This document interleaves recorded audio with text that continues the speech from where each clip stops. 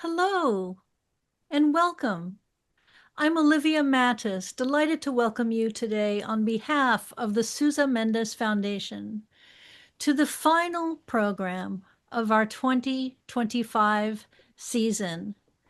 Thanks for being with us all year, and in fact, the past 5 years, many of you, since we started these Sunday programs. As is common for our last program of the year, we are honoring somebody special. So we will have a little award ceremony later in the program honoring the late Marthe Hofnung Cohn. And I'm so glad we are. We have a woman hero whose film was made by a woman filmmaker. And what a wonderful way to end the year. And in fact, to launch our next year, which is all about women heroes, Jewish heroes of women heroes of Jewish history. And Marthe certainly was that. So I wanted to say why we're having the program at such an unusual time, 7 p.m. Eastern, very unusual for us. The reason is that our filmmaker, Nicola Hens, is in the Philippines, which is 12 hours ahead of New York. So really, this was the only way to do it, and I do appreciate your accommodating us to come at this unusual hour. So today we will be hearing from 3 speakers. Our first speaker will be Dr. Stefan Cohn. Stefan is the eldest son of Marthe Hofnung Cohn and her husband, Major Cohn. He's named after his late aunt, Stephanie, that you meet in the film. She was Marthe's sister. And so his name carries on her memory. And he's here to tell us about the mother that he knew and the mother that he didn't know until not that long ago. So that is Stefan. He is a medical doctor. He lives in the Chicago area. And his aunt Stephanie wanted to be a doctor. And so that is another connection. After Stefan, we will be hearing from our filmmaker, Nicola Hens. And she came upon this project quite by chance. She will tell you all about that. This film has won all kinds of awards, been shown all over the place. It was premiered at the Haifa International Film Festival and has won many accolades. So we're delighted that Nicola has allowed us to show her film to you, our beloved audience, and that she's with us here today. Our third speaker is a friend of Marthe's and a neighbor. That would be Michael Potter. And he is also a filmmaker in his own right. He also is associated with the Museum of Art in Austin, Texas. He wears many hats, and he followed the journey of Marthe's blossoming in her recent years. And he's here to tell you about what he observed and their friendship. So that is the order in which we will be hearing from our speakers. So Stefan, please take the floor. Thank you very much, Olivia, for that kind introduction. Thank you so much for having me on the panel. It's an honor to be here. And it's just wonderful that I get to see my mom get presented with an award. So thank you for that. For those of you out there who've read my mom's book, you may be wondering what it was like growing up with a World War II spy. But I must tell you that my brother and I, when we were growing up, did not know anything at all about my mom's history because she never really talked about it as we were growing up. And so for my brother Ramy and I, my mom was just a mom, like everyone else's mom. She would take us to the zoo. She would take us to whatever sports event we were doing, making sure we were doing our homework, etc. When I was very young, my parents would send me to France to visit my aunts and uncles because my mom, as you know, is originally from France, and she's one of 7 kids. And her older brother, Uncle Fred, is usually whose house I would stay with. And he knew that my mom had done something special during the war, because they would not have given her the Cross of War medal after the war ended if she hadn't. But because her papers were stamped top secret, she didn't talk about it. And so he would try and pump me for information every time I would spend my summers there. And of course, I had no idea what he was talking about. So finally, in the 1990s, when it had been 50 years after my mom's exploits, my uncle Fred, her brother, went to Paris to the War Ministry to see if they could get her papers opened. And Jacques Chirac was president at the time. And when he was made aware of what my mom had done during World War II, he felt that my mom should be awarded with the Médaille Militaire, which is the highest military award someone can get from the country of France. And so they decided that they would present my mom with this award in Los Angeles on Bastille Day in the year 2000. So my wife, my daughter, and I, of course, made the trip from Chicago to LA to see my mom get this prestigious award. There was a lot of media present that whole day, and my friends from different countries were even showing me that my mom had made the front page in their country, in their news. And because of all of this media event, my mom was asked by Crown Publishing if she would write her story. And my mom had always been very reluctant to tell her story. She's only 4'11", and she figured no one would believe her if she did talk about it. But when she was in Chicago for my daughter's birthday, around, I think, her 7th birthday, our rabbi talked to her and said, "You're an amazing Jewish woman who can be a role model for so many women around the world if you tell your story. And if you don't tell your story, do you really want your granddaughter Anna to grow up not knowing what you did?" And that was about the same time that Steven Spielberg was doing the Shoah Foundation. And my mom agreed to be recorded by one of Spielberg's interviewers so that she could get her story out. And that kind of broke the dam, so to speak, because at that point then I think she was willing to tell her story. And so she finally sat down and with her co-writer, Wendy Holden, would write one chapter. Wendy would edit it, my mom would re-edit it, et cetera, until the book was finished. And so for my father, my brother, and I, until the book really came out, we had not known all the details of what my mom had done. So for me, reading the book, it was very similar to someone not related to my mother reading the book, which was kind of interesting. And so for those of you who've read the book or who saw the documentary, I always find that I'm a very visual person, and having some maps of France and knowing exactly where my family was during the war can be a little bit helpful as you're trying to read the book, because they did move from place to place. So if you look at a map of France, my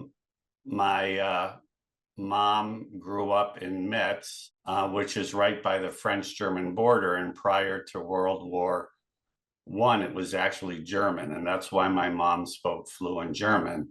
When the war was looming, when World War II was looming, and the French government was afraid that the Germans would cross the Maginot Line into France near Metz, they moved the whole populace of Metz to southwest to the town of Poitiers. And so many of my relatives still live in Poitiers today. And after the Germans had occupied France, they made a deal with the government that the Germans would have the top half of France and the Vichy government would have the bottom half. And you can see the red line on the map separates occupied France from Vichy France.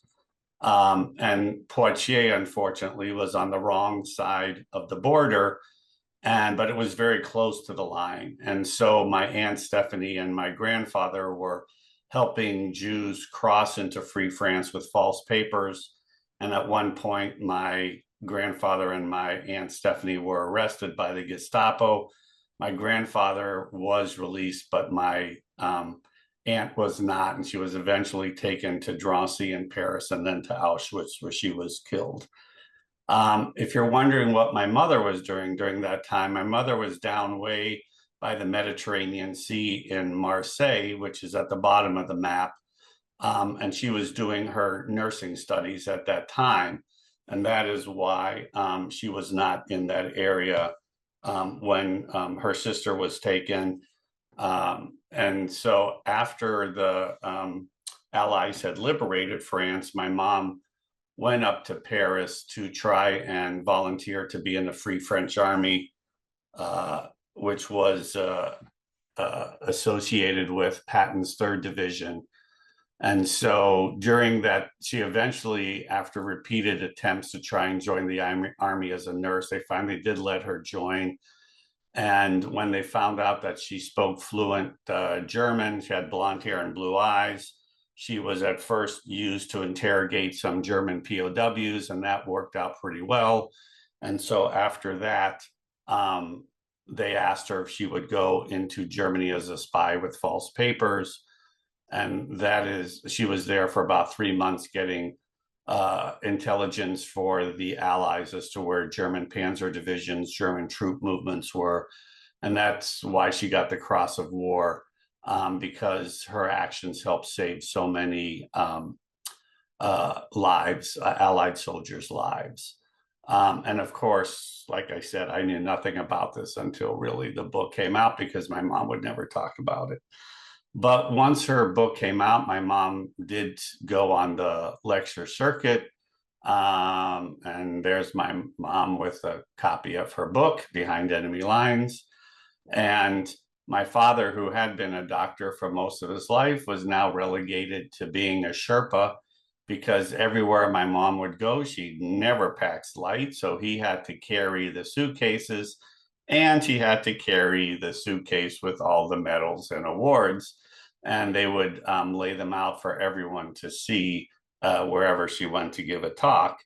And eventually that led to Nicola meeting my parents and getting to do a documentary on my mom. And in November of 2018, my wife and I were fortunate to be able to travel to Berlin, where we got to see a sneak preview of the documentary before it came out at the film festival. And we became good friends with Nicola. And so at this point, I'd like to introduce Nicola and let her take over. And again, thank you so much for having me be a part of this evening. Thank you, Stefan. And from my part, thank you everybody for joining. I will start with the first question I get usually asked after showing the film, and this is, how did I find this topic? And the truth is, the topic found me. So years ago, I was actually working mainly as a cinematographer. I had directed documentaries before, but back then mainly cinematography work. And I was invited at the Goethe Institute in Los Angeles with the film I had shot for the Israeli filmmaker Yael Lotem. It was about German-Jewish painter Charlotte Salomon. And after the screening, I was standing in the lobby, and then Marthe came up to me with like a very unique appearance you saw in the film. And we had a small conversation, and I was immediately struck by her like sharp mind and her humor, her presence, these like bright, curious eyes. And after talking a little bit, she told me, "Ah, yeah, by the way, in a few weeks, we will do a road trip, me and my husband, through Europe for 1 month." And she was 95, so I was like, "Oh, okay, that's an interesting person." And when saying goodbye, she handed me her book. She signed it, and on my way back to Germany, I read it, and I knew, okay, that story needs to be told. So for her 95th birthday, which was just around the corner, I wrote her an email, congratulating for her birthday and asking if I could accompany her on her next journey.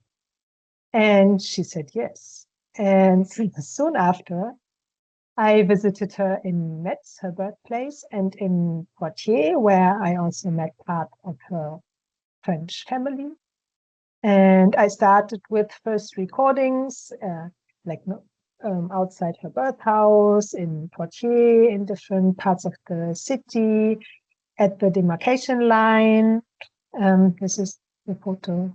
And I also conducted first interviews because, I mean, she was 95. I honestly did not know how much time I have with her. So back home, I edited a small pitching trailer and I looked for collaborators. And what I imagined was a small film, just me working with the parts I had already shot and maybe adding some animation.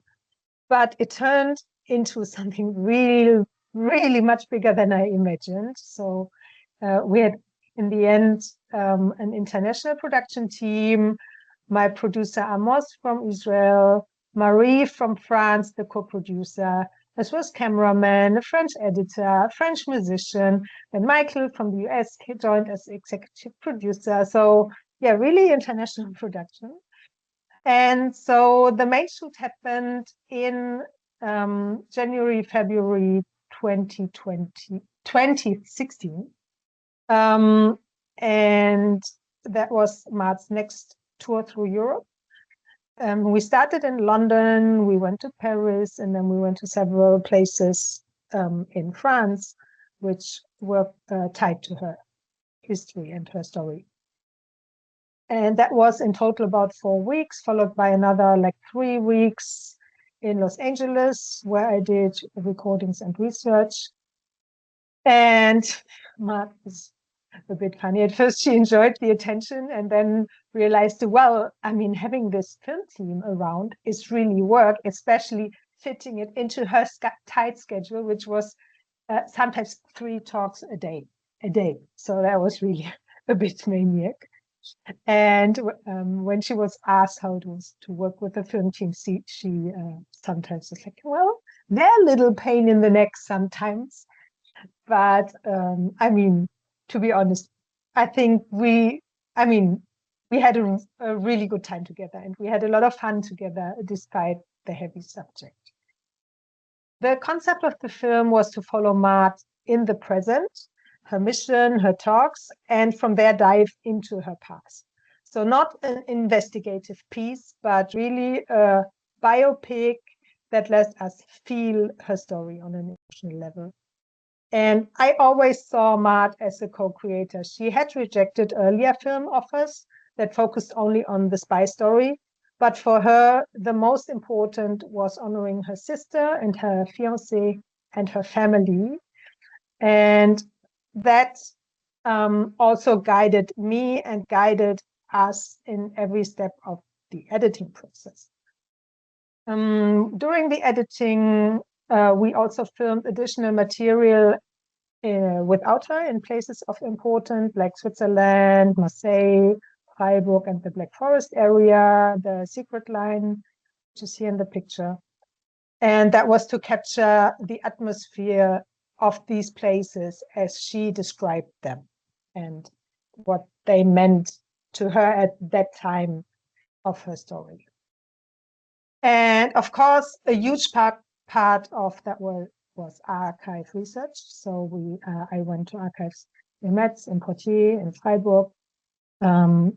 But also I received deeply personal material, like personal archive from the family. And here really a big, huge shout out to the Hoffnung family in Poitiers and Paris. In Poitiers, they let me stay in the attic for I think almost a week, scanning photos. And they really welcomed me always with open arms. And that's really an unforgettable interpersonal experience. So thank you very much. And with this archive material, I didn't want to do another archive-heavy World War II documentary. I mean, there are enough out there, right? So the film should live through Marthe's personality and humor. And early on, I decided to work also with animation. So some moments in the film, like crossing into Germany, they only exist in Marthe's memory.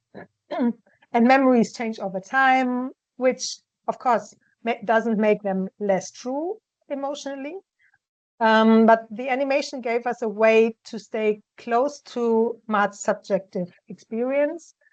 And yeah, and giving it another visual layer.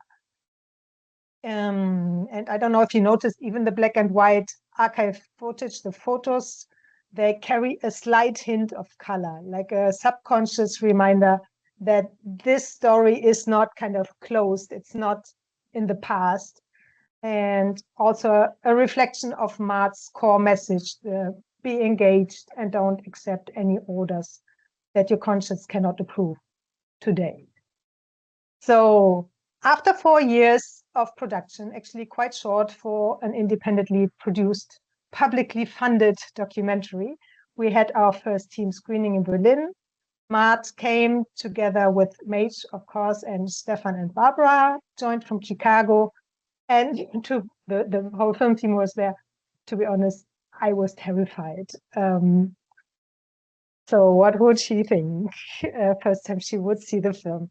So the film started, Stefan, Barbara, Mage, sitting in front of me, laughing and crying at the right moments. And Marthe next to me did not move. She was glued to the screen. And I was like, oh, okay. So credit started, lights went on, and she turned to me. She was très bien, well done. So that was really a big relief.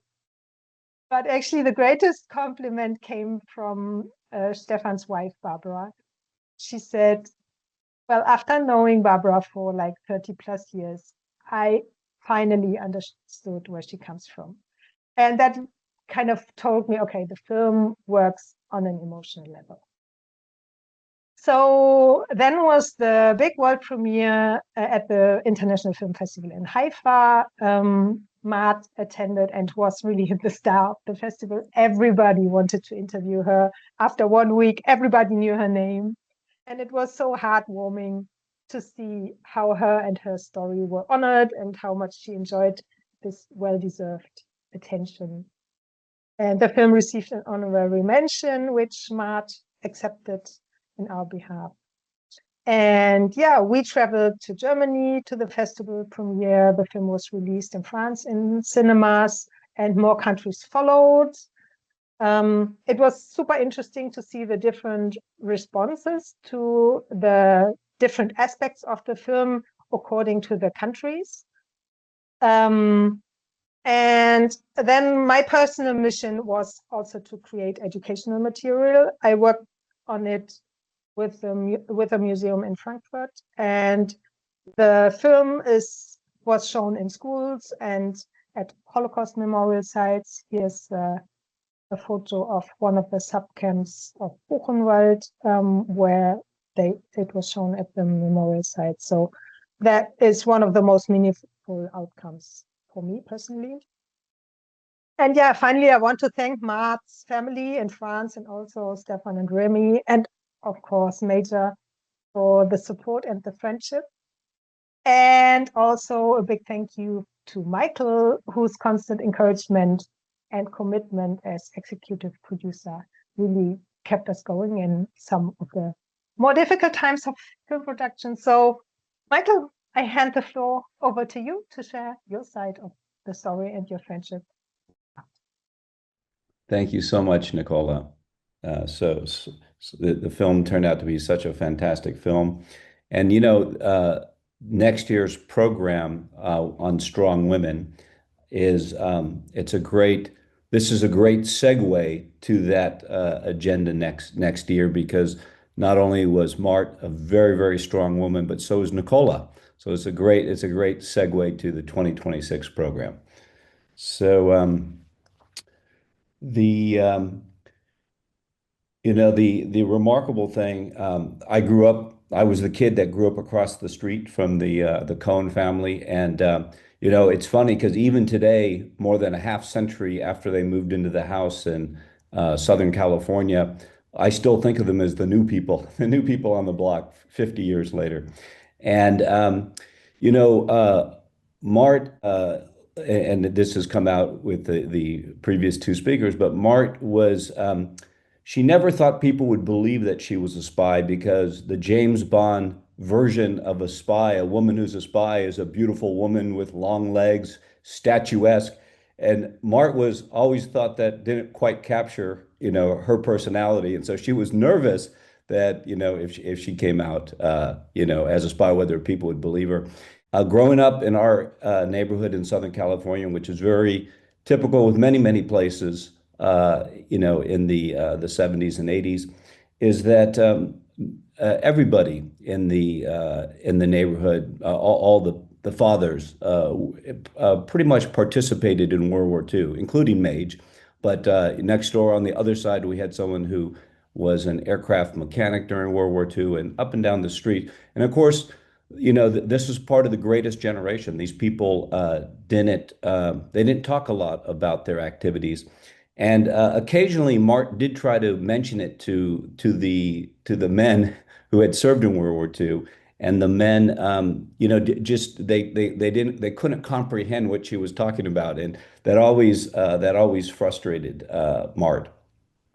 So the and then if we skip forward to the next back to the slide with the V for the victory. So one of the things that Mart did in many of her presentations, she described a moment when she was spying behind enemy lines, and she needed to report back to the French army. And part of her identity, she could have no paperwork to show that she was French. She had no paperwork to show that she was a spy. So she encountered a unit of French soldiers, and the only way she could guess about how to try to get them to so she could speak to the commander was she did Winston Churchill's V for victory. This is how she wanted to get to the highest level commander. And so she told the story at many of the talks. And sometimes if I was in the audience, I'd try to capture that photo, the moment that she would do the V for victory, because I just thought it was such a beautiful and iconic moment. And you know, it also talked a lot about Mart's ingenuity. And I think people who knew Mart, I mean, Mart is not, it wasn't always the easiest person for people to get along with. You know, it's funny because in Southern California, people oftentimes they're very cheerful and they have a smile. That wasn't Mart. Mart was always very, very serious. And it's funny because she had a hard time lying as a human being. She was always so direct and in your face, which I always liked, and I thought that was nice. But you know, but to be a spy, you have to be able to have some deception or to think on your feet. And I think this photograph captures that ingenuity about Mart having to improvise in order to get her message out. Next slide. So here's a image after her presentation. This is in Petaluma, California. And this is somebody in the audience, just a random person in the audience. But Petaluma in the old days was a cow town, a cattle town. Now it's an extension of Silicon Valley. But this person was really touched by her talk and wanted to have an intimate moment with her afterwards. And the thing that I think is iconic about the photo is that she really transcended generations. She transcended cultures. She transcended languages. And, you know, people were attracted to her story and the way that she told her story.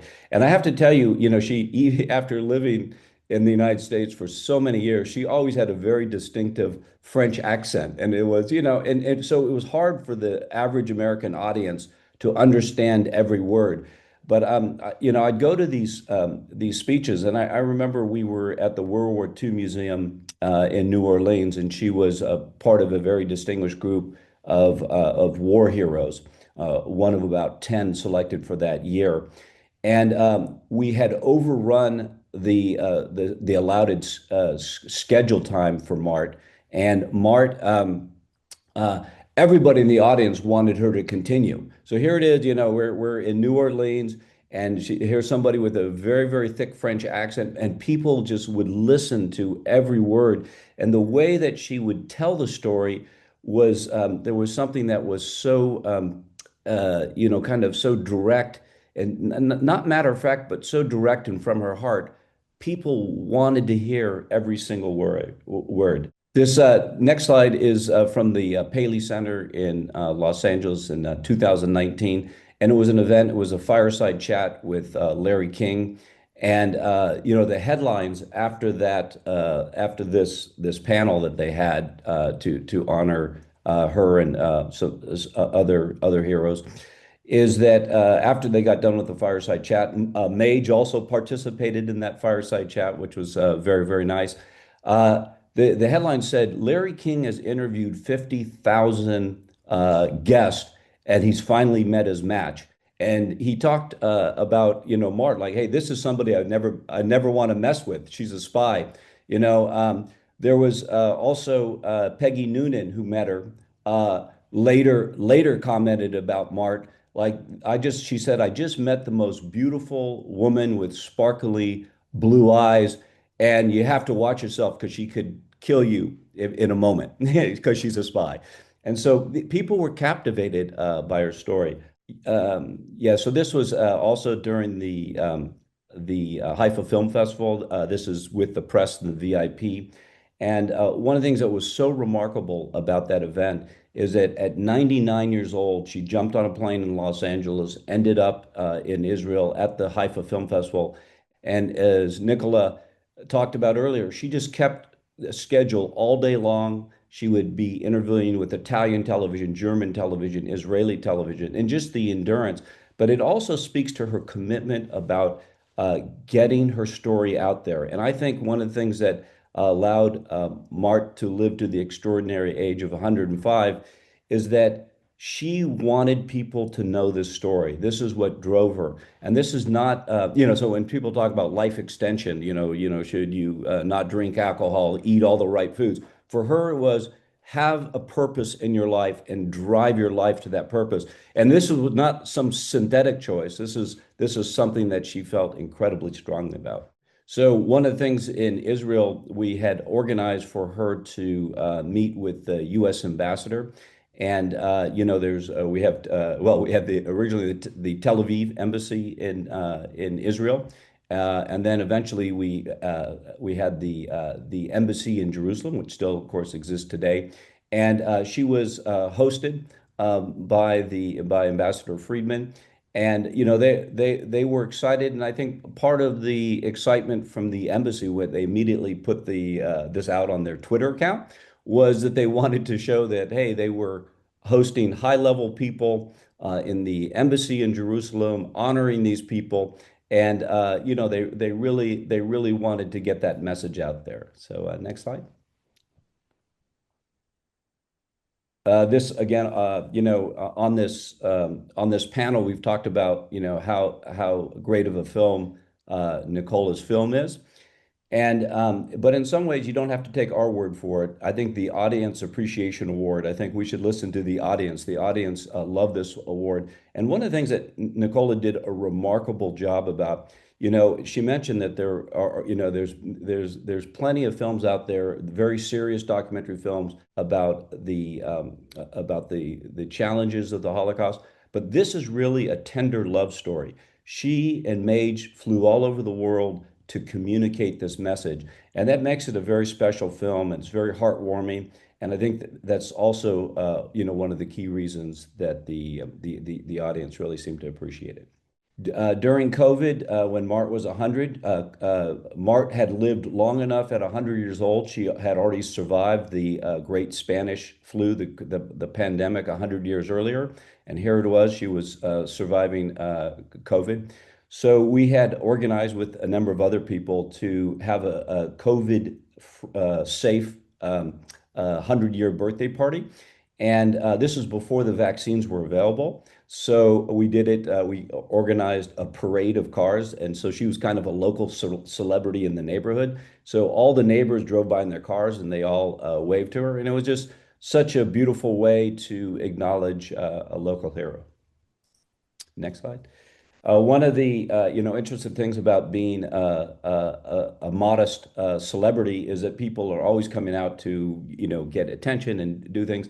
This particular project, we were contacted by a surfer in St. Louis, in St. Lucia, and it's called the Logbook Project, and it's a project of reconciliation. This was a World War II fighter pilot's logbook. He had discovered it. His father had passed away. And this went all over the world, and veterans of the war, including Major and Mart, had both signed this logbook. But it was also included Nazi soldiers. It included Japanese soldiers. So really a project of reconciliation. And that's also one of the great tributes to Mart. She is serious and is opinionated as Mart could be. She was also incredibly open-minded. So that balance of being open-minded but still having clear values. Next slide. For her 102nd birthday party, we wanted to do something that was COVID friendly. And so we'd spent a lot of time trying to figure out how to do all this. And then it turned out that Mart herself had COVID on her 102nd birthday party. And so, I had to call and tell her the bad news. Mart, we're not going to do the party because that's unsafe. You have COVID. We don't want other people to get it. She was absolutely devastated and crushed. So we knew that that wasn't the right answer. So we had to put our thinking caps on. And so we ended up organizing this whole party where she would be dropped off at the top of the stairs of a courtyard. It was all outdoors. She would wear a mask. And then everybody would be about 30 or 40 feet away, and they would all be able to celebrate and give tribute on her 102nd birthday. This is my sister Susan, who chose to go up there and get a nice photo. Next slide. This is the Consul General of France. All the consular generals in Los Angeles knew Mart, the Israeli consular general, the German consular general, the French consul. They all knew Mart, and they knew her personally, and they knew her well personally. And so even though it was COVID, they all came out to celebrate that event. Next slide. This is the German Consular General. Again, he knew Mart personally. And one of the things, this is, you hear this so many times, you go to a talk or a presentation that she's giving. And it turned out, he mentioned that, hey, yeah, I'm German, I'm the Consular General, but by the way, my father has Jewish roots. And so here the German Consular General in Los Angeles has a shared history with Mart, and a connection. Every sort of event you'd go to, there was always a half a degree of separation, which just made it more meaningful, which I think really captured the heart of both Mage and Mart, and which fueled them to go literally all over the world, to Cambodia, to Germany, to France, all over the world giving these talks. And, so heartfelt and so meaningful. Next slide. This was a letter that's kind of a funny letter. It came from the president of Israel, and just commemorating Mart's 100th-year birthday. The letter came up and it looked like it was chewed up by a dog. But we presented it to Mart, and then later we told the embassy, like, look, thanks so much for thinking about us. Is it possible to give her a fresh letter that hasn't been mutilated? She was later presented with that letter. And then final slide. We fought so hard to, and I know that this group has seen the Stumbling Stone projects in the past. Stefan and myself worked for years and years and years to get to honor his aunt that he never had the chance to meet, and to honor his mother.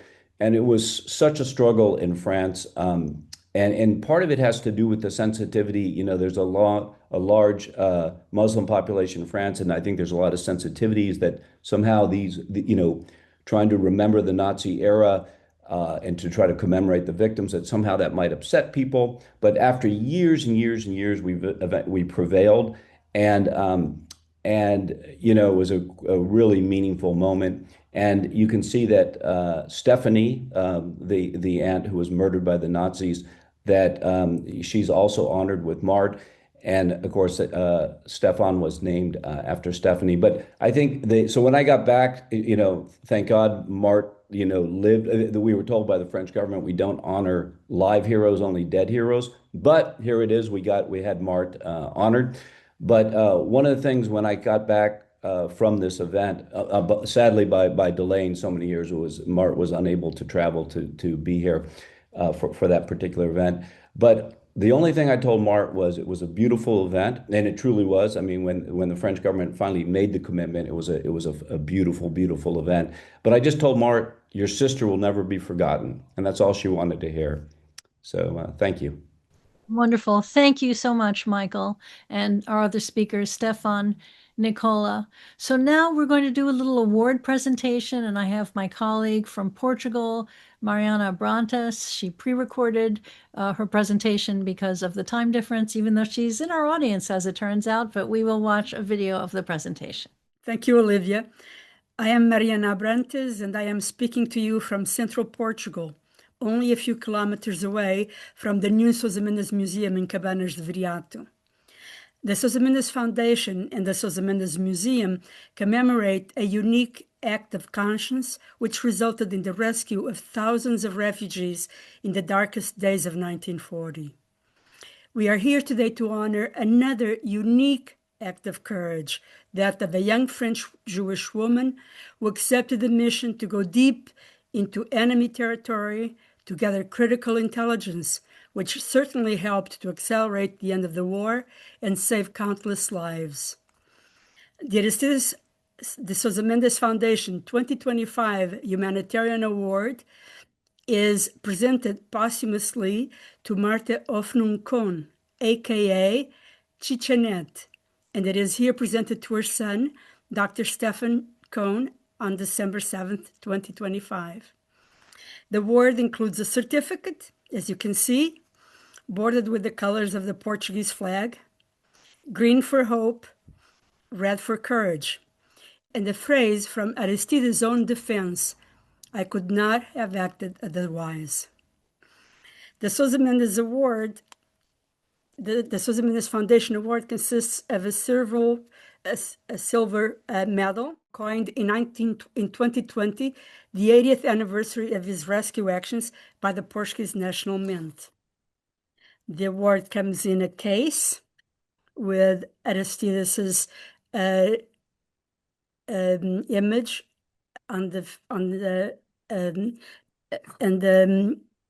it is in an acrylic box on Portuguese cork, and it has again Aristides' image on the face, and on the back the 5 values that he defended: humanity, equality, dignity, hope, and liberty.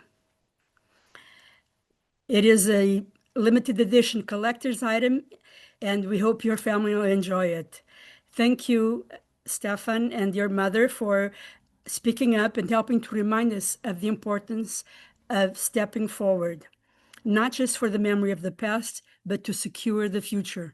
In your own words to younger people like us, be engaged and do not accept any order that your conscience cannot approve. Thank you all. Stefan, would you like to say something? Thank you so much for honoring my mom's legacy with this wonderful award. On behalf of my father, my brother, and I, and the rest of the family, we accept it, and we're very grateful. Thank you. And it's interesting because obviously there's the French connection. So Marthe was French, but she acted in France and then in Germany. Sousa Mendes was Portuguese. He was the Portuguese consul general stationed in Bordeaux, France. His action was in France. His action was, some say, the largest rescue action by a single individual during World War II, and it was certainly the largest rescue action on French soil. And yet the French don't remember him. Well, some do, but he's a national hero in Portugal, whereas in France, even the Museum of the Resistance in France doesn't recognize him because he wasn't French. So that's interesting. Lots of connections. So I'm going to make some announcements, and this is a nice opportunity for the audience to continue writing their questions in the chat box. I already have some great ones in there that I'm going to ask you in a few minutes. But so anyway, this is your chance, audience members, to type out those questions. So the first thing I wanted to mention is that there is this book, I have mentioned it before. It's called The World Entire. Subtitle is A True Story of an Extraordinary World War II Rescue. And it's a children's book on the Sousa Mendes story. This just won a big award from Tablet Magazine as one of the best children's books of the year. So we are offering signed and inscribed copies just in time for Hanukkah, Christmas. And we have 16 copies left with the author. So I can take up to 16 orders for personalized inscriptions. Beyond that, if you want a book, we have some copies with the author's signature only. So we can certainly send you those. But if you want an inscription for a special someone, be one of the next 16 people to order it. And our wonderful intern, Robin, will be putting the link into the chat box of how you can order the book. And also in today's thank you note, you will have that link again. So that's one thing I wanted to be sure to mention. I also wanted to say that if you like what we do and you want to join us again next year, we have season tickets available. So for one low price, you get every single program, all of our Sunday programs of the year, our online Sunday programs, film and discussion or book discussion. And so we're also putting the link in the chat box of how you can get a season ticket. And I certainly hope you will. We have put together a little compilation video to show you just some of the 25 or so programs we will be offering you next year. So now we're going to show you that little video.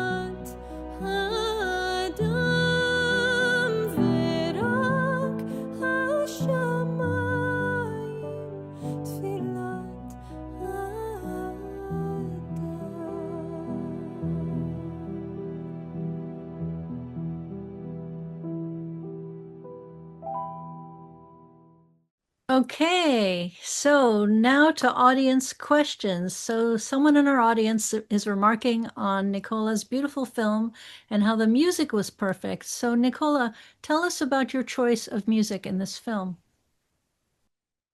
Yeah, thank you for the remark.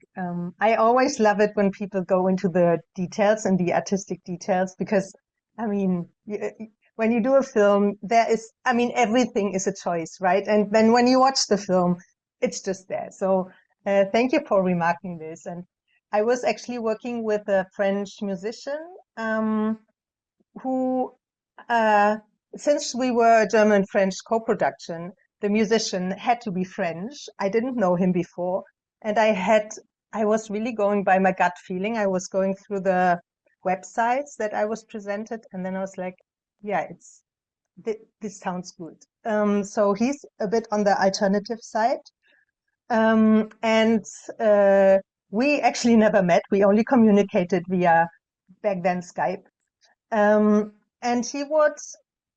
we had some like, how do you say, just layout music in the film.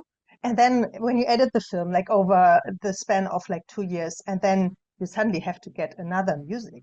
That's really, really, it's like redoing the film, right? So, but he really met the tone of this becoming an individual soundtrack rather than just pre-produced music. So every piece except from one, the dancing one, no, is actually produced for the film.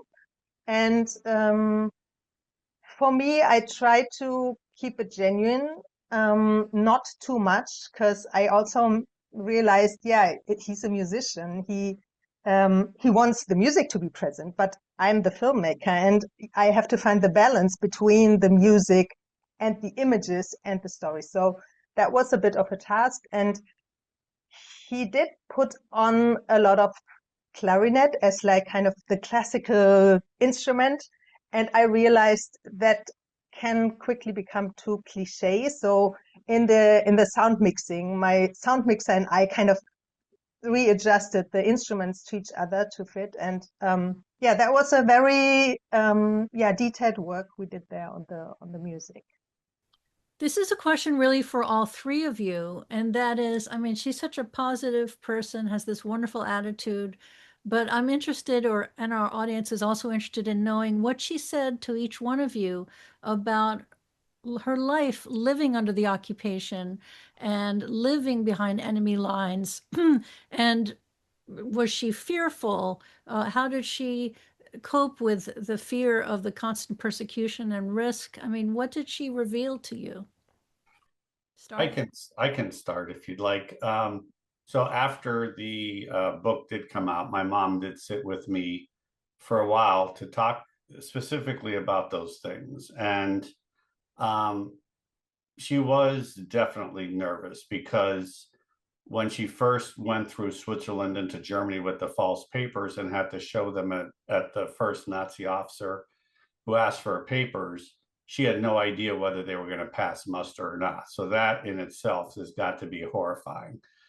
But I think for me, what touched me the most is she told me the hardest thing for her is when she was in certain cities and she was on the bus and people were laughing about the Jews that were being killed in the concentration camps, she had to laugh too.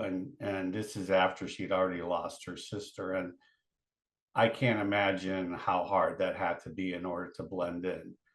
The scariest thing for her happened one night. She was sheltering in a barn with other Germans during an American bombing run, and they all woke up from the sound of the explosions. And my mom, waking up from REM sleep or whatever, woke up and said, "Qu'est-ce qui se passe?" instead of saying it in German. And people started to look at her a little strange. And so she immediately said, "Oh, I have to go to the bathroom," and ran out of the barn and grabbed her bike and didn't come back. But other than that, she was able to stay in character for most of it. But to do that for 3 months has got to be incredibly hard. And I'm impressed that my mom was able to do that. Michael, what did she share with you? Well, I think that she really, has such a strong sense of black and white of what's wrong and what's right.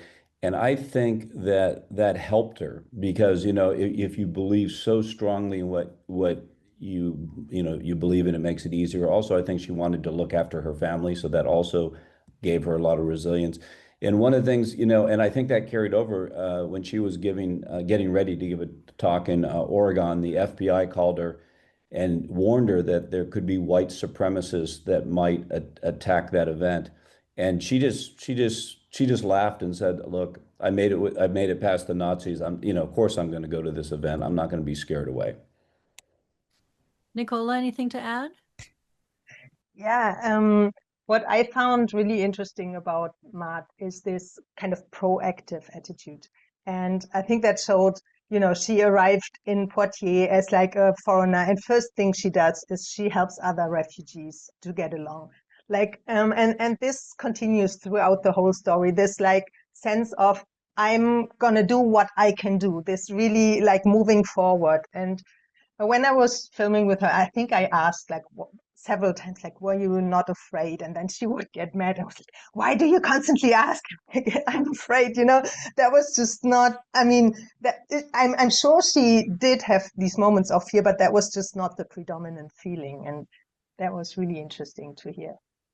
And can somebody just spell out why that was her nickname, Chichinette?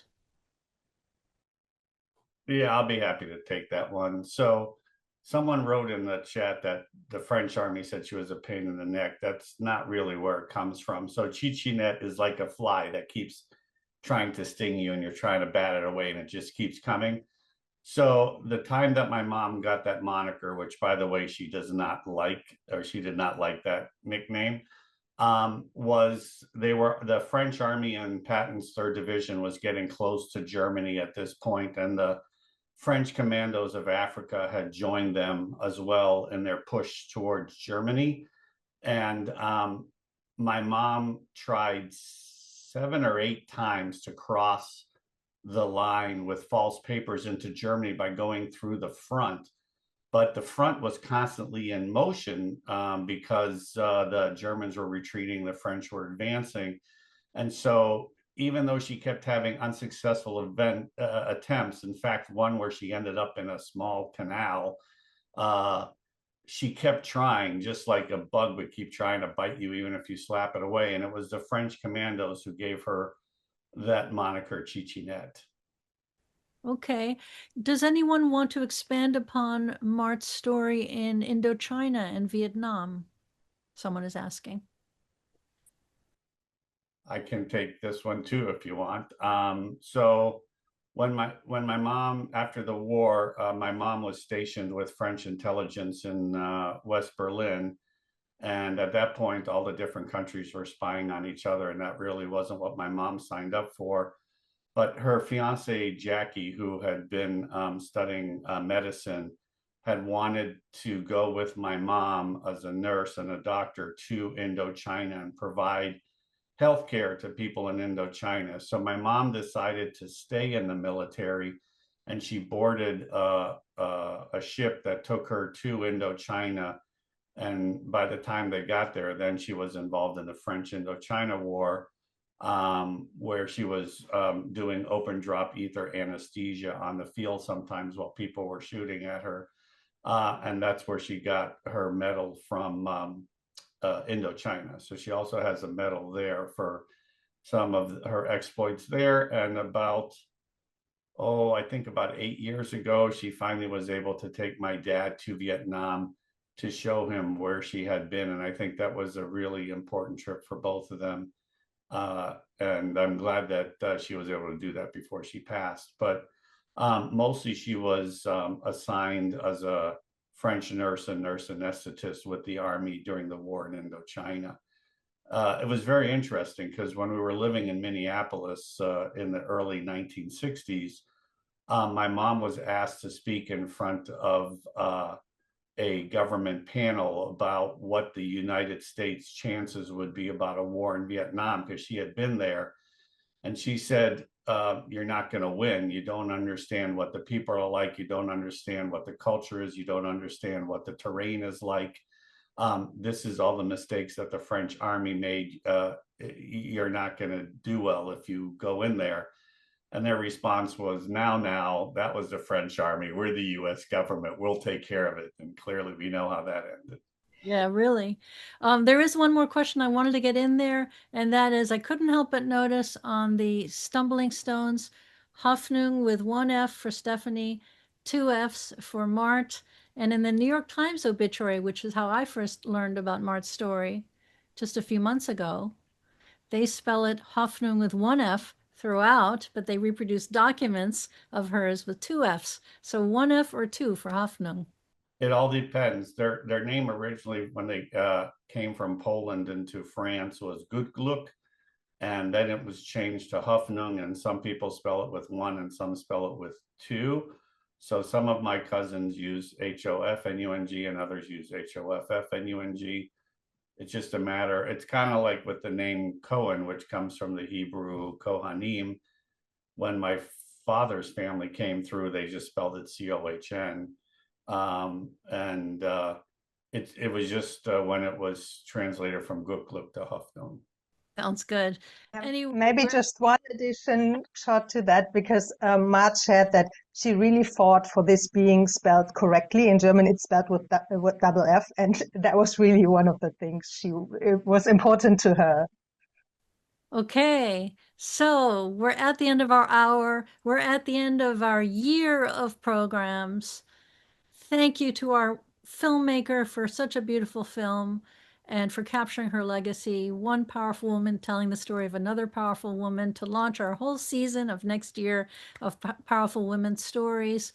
Thank you to Stefan and to your whole family. Michael, thanks for your memories of your friend, Marthe. Thank you, audience. Join us again soon. Happy Hanukkah, Merry Christmas, Happy New Year. See you in 2026. Bye-bye, everybody. Be well. Take care, everybody. Bye-bye. Bye-bye.